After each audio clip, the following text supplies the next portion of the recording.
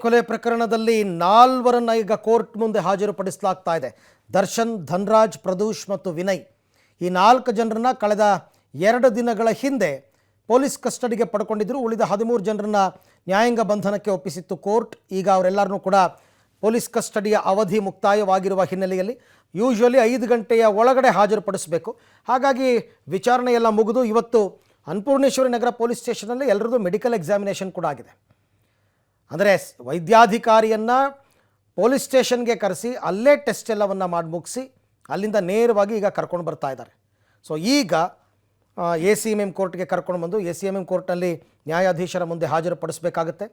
ಈಗಾಗಲೇ ಅಲ್ಲಿ ಕೋರ್ಟ್ನಲ್ಲಿ ಸ್ಪೆಷಲ್ ಪಬ್ಲಿಕ್ ಪ್ರಾಸಿಕ್ಯೂಟರ್ ಕೂಡ ಇರ್ತಾರೆ, ದರ್ಶನ್ ಪರ ವಕೀಲರು ಕೂಡ ಅಪಿಯರ್ ಆಗ್ತಾರೆ, ತನಿಖಾಧಿಕಾರಿ ಕೂಡ ಇರ್ತಾರೆ.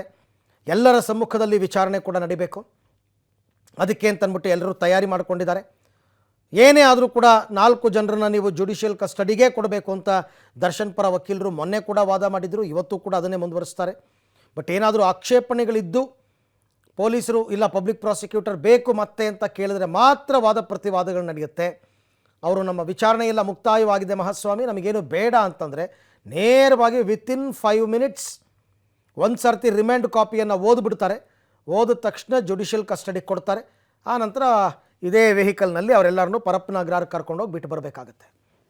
ಇಷ್ಟು ಕೆಲಸಗಳು ಇರುವ ಮಾಹಿತಿಯ ಪ್ರಕಾರ ಹೆಚ್ಚು ಕಡಿಮೆ 95% ಮತ್ತೆ ಕಸ್ಟಡಿಗೆ ಕೇಳಲ್ವಂತೆ ಪೊಲೀಸರು. ಎಲ್ಲ ವಿಚಾರಣೆ ಮಾಡಿ ಮುಗಿದಿದೆ, ಎಲ್ಲ ಸಾಕ್ಷಿಗಳನ್ನು ಕಲೆ ಹಾಕಾಗಿದೆ. ಹಾಗಾಗಿ ನಮಗೆ ಇನ್ನು ಕಸ್ಟಡಿಗೆ ಬೇಡ ಅಂತ. ಮತ್ತು ಇನ್ನೊಂದೇನೆಂದರೆ ಕಸ್ಟಡಿ ಮುಗಿದು ಇವ್ರನ್ನ ಜುಡಿಷಿಯಲ್ ಕಸ್ಟಡಿ ಕೊಟ್ಟ ಮೇಲೆ ತನಿಖಾಧಿಕಾರಿಯ ನಿಜವಾದ ಕೆಲಸ ಶುರುವಾಗುತ್ತೆ. ಈಗೇನು ಮಾಡಿದ್ದಾರೆ, ಈ ಕಳೆದ 12 ದಿವಸದಲ್ಲಿ ಎಲ್ಲ ತಂದು ಗುಡ್ಡೆ ಹಾಕ್ಕೊಂಬಿಟ್ಟಿರ್ತಾರೆ. ಸಾಕ್ಷಿಗಳು, ಮಹಜರ್ ರಿಪೋರ್ಟು, ಅದು ಇದು ಅಂತೆಲ್ಲ. ಇನ್ನು ಮುಂದೆ ಅವರು ಎಲ್ಲವನ್ನು ಕೂಡ ಒಂದು ಫ್ರೇಮ್ ಮಾಡಬೇಕು, ಒಂದು ಚಾರ್ಜ್ ಶೀಟ್ ಹಾಕೋದಕ್ಕೆ.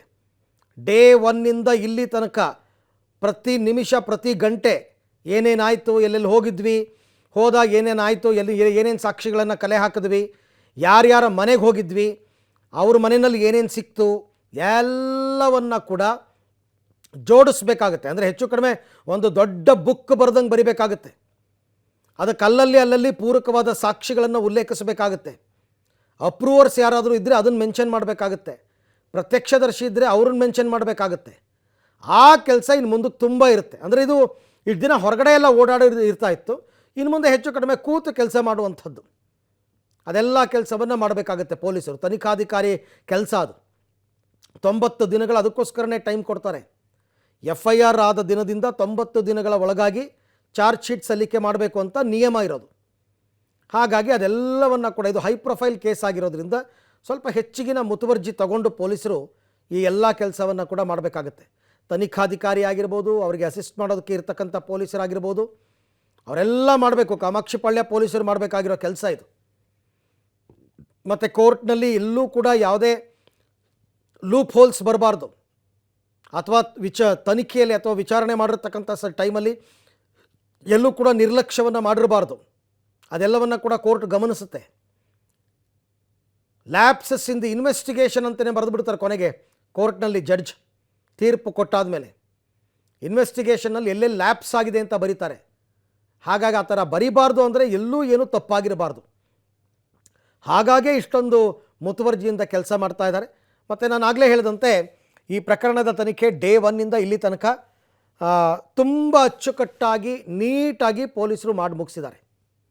ನಿಜಕ್ಕೂ ಕೂಡ ಒಂದು ಹ್ಯಾಟ್ಸ್ ಆಫ್. ಯಾಕೆಂದರೆ DCP ಗಿರೀಶ್ ಅವ್ರಿಗಾಗ್ಬೋದು, ACP ಚಂದನ್ ಕುಮಾರ್ ಅವ್ರಿಗಾಗ್ಬೋದು, ಅವ್ರಿಗೆ ಬಂದಂತಹ ಒತ್ತಡ, ಗಣ್ಯರಿಂದ ಬಂದ ಕರೆ ಅಷ್ಟಿಷ್ಟಲ್ಲ. ಅದು ಗೊತ್ತಿರ್ತಕ್ಕಂಥ ವಿಚಾರಣೆ. ಬಟ್ ಯಾವುದಕ್ಕೂ ಕೇರ್ ಮಾಡಿಲ್ಲ. ಅವರು ದರ್ಶನ್ನ ಟಚ್ ಮಾಡೋಕ್ಕೂ ಮೊದಲೇ ಇದೆಲ್ಲ ತೀರ್ಮಾನ ಮಾಡಿಕೊಂಡೇ ಮಾಡಿರೋದು. ಅಷ್ಟು ಸುಲಭ ಅಲ್ಲ. ಹಾಗಾಗಿ ಎಲ್ಲ ರೀತಿಯ ಒತ್ತಡಗಳನ್ನು ನಿಭಾಯಿಸಿಕೊಂಡು ಇವತ್ತಿನ ದಿನ ವಿಚಾರಣೆಯ 12 ದಿನಗಳನ್ನು ಮುಗಿಸಿದ್ದಾರೆ. ಈ ಬಗ್ಗೆ ಮತ್ತಷ್ಟು ಮಾಹಿತಿ ನನ್ನ ಕೊಲೀಗ್ ಉಮೇಶ್ ಅವರಿಂದ ಪಡ್ಕೊಳ್ಳೋಣ. ಉಮೇಶ್, ಈಗಾಗಲೇ ಕೋರ್ಟ್ ಬಳಿ ಬಂದ್ರಾ ಹೇಗೆ?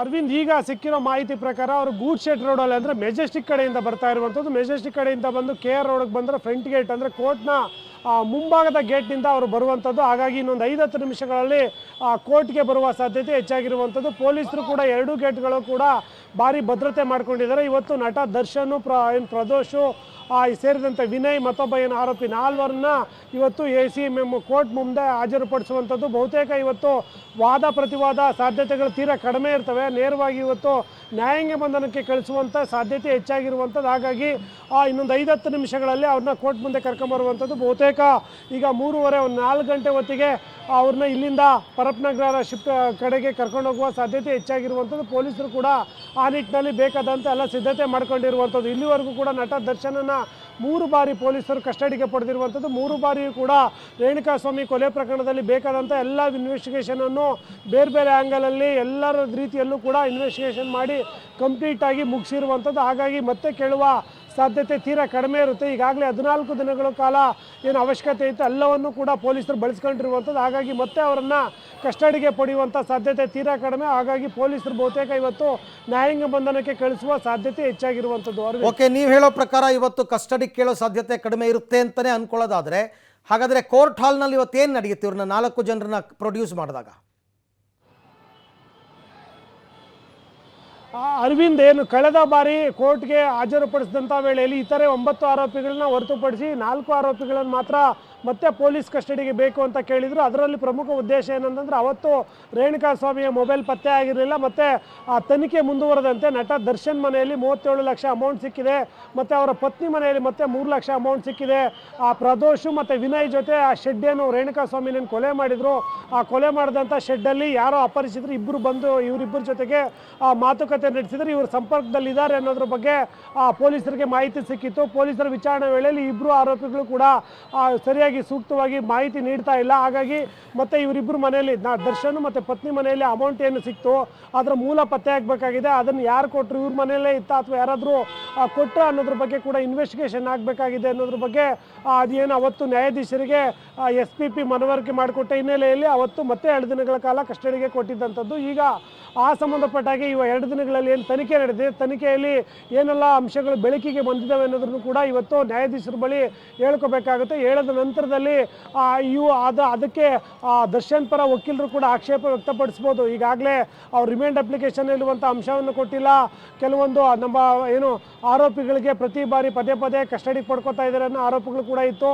ಹಾಗಾಗಿ ಇವತ್ತು ಏನು ವಾದ ಪ್ರತಿವಾದ ಏನು ನಡೆಯುತ್ತೆ ಅನ್ನೋದ್ರ ಆಧಾರದ ಮೇಲೆ ಇನ್ನು ಮುಂದಿನ ಪ್ರೋಸೆಸ್ ನಡೆಯುವಂಥದ್ದು. ಬಹುತೇಕ ಇವತ್ತು ಪೊಲೀಸರು 2 ದಿನದಲ್ಲಿ ಏನೆಲ್ಲ ತನಿಖೆ ಆಗಿದೆ ಅನ್ನೋ ಅಂಶವನ್ನು ಕೂಡ ನ್ಯಾಯಾಧೀಶರು ತಮ್ಮೆಲ್ಲ ಮಾಹಿತಿಗೆ ಉಮೇಶ್ ಧನ್ಯವಾದ.